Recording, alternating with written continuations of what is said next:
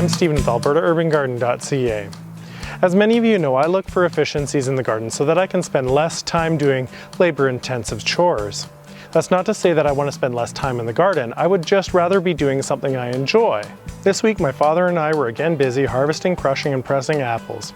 And we've been enjoying fresh tomatoes, zucchini, strawberries, carrots, and a lot more is on its way, including my family heirloom grapes that are starting to turn, but are usually best after the first frost in the fall. I realized that over the last few episodes, I had shown you absolutely everything that was going on in my garden. So the thought occurred to me that I would show you some quick ways that I reduce the level of effort required so that I can maximize my enjoyment of my garden during the growing season. A large part of my garden is perennials that once established do not really require a lot of work, but produce on their own. For instance, the grapes that I mentioned earlier have lost some of their fruit due to the hailstorm that I spoke about in my last vlog. The rest of the crop and the vines are doing well.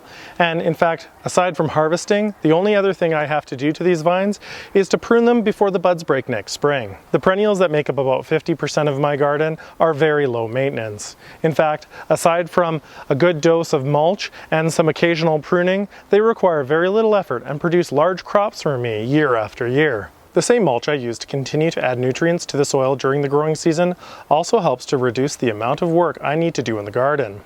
A thick layer of organic material on top of the soil helps suppress weeds.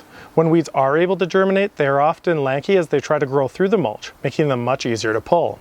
If weeds cannot get established, then weeding takes a matter of moments, as I do other things in the garden, and is far less of a chore. Mulch also helps prevent the evaporation of water from the surface of the soil. Paired with the consistent rain that we've been getting this year, I've been able to save a ton of time as I've only needed to water the garden once since installing my rain barrels. The other thing that I've done is I've planted my garden very, very densely. What this does is two things.